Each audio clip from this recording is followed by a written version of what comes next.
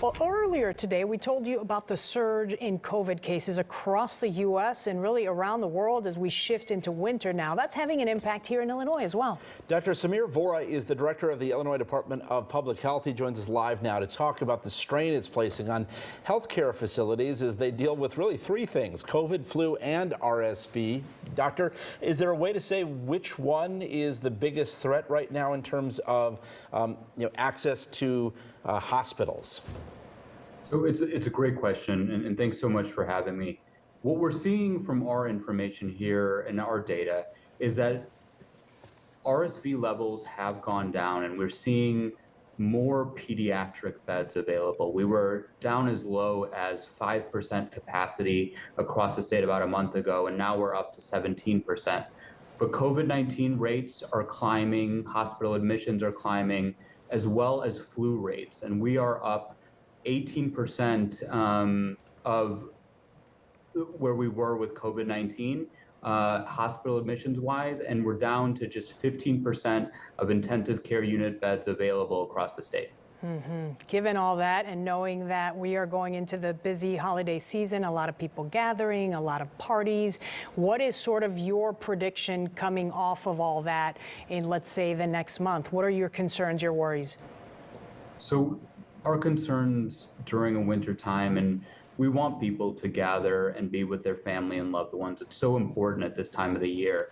But to do everything that you can to prevent those types of infections so we can preserve hospital capacity from the state. First and foremost, get that COVID-19 bivalent booster, your flu shot, but all the things that we learned from COVID-19 during the worst parts of the pandemic. Wash your hands, keep those windows open, ventilation with those HEPA filters. And if you're sick, stay home if you can and seek treatment, because we have a lot of available medications and tools to keep you healthy and safe. Did hospitals learn their lesson from COVID? Yeah, I know staffing's been such a huge issue, but where are we in terms of capacity going into December and January when we usually see a lot of flu hospitalizations? Yeah, staffing continues to remain a concern. We at IDPH, we're meeting with hospital leaders every 2 weeks to understand, and we have learned a lot of lessons. And the people that are serving our patients across the state are doing incredible work. But those staffing concerns and limited beds means that we want to do everything we can to keep people out of the hospital. Okay, when we talk about vaccines and the importance of getting that booster shot, I know a few months ago we talked about just people still being hesitant to do that, just not doing it at the rate that you would like. What are you noticing right now? Is that getting any better or no? So we do want more people. So statewide, about 18% of people have taken the COVID booster. For those that are 65 and older, we're up to 50%. But those individuals that are at 65 and older, and especially 80 and older, are at the biggest risk for the worst outcomes from COVID-19. And so we encourage that group to really get their bivalent booster if they haven't.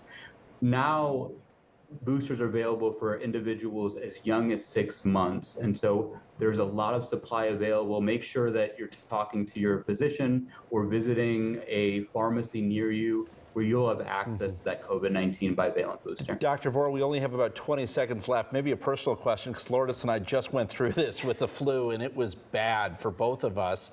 Are we getting sicker because we were so sheltered during COVID? Can our bodies not handle it? I'd say that, our bodies naturally work where we learn how to fight infection. And we were sort of keeping separated and distant. So we haven't sort of gotten all of that immunity. And that's why getting those immunizations are really important. But it also sort of shows that we're going to be in a cycle where these winters, as we get sick, we got to do everything we can to prevent those infections, because no one likes to get sick. Yeah. And as I'm sure you felt, right, the flu or COVID-19 is not fun for anybody. I always blame it on Ben, Doctor. This one was my fault, in fairness. I was sick first. Thank you, Doctor. Dr. Vora, thank you for joining us today. Thank you so much.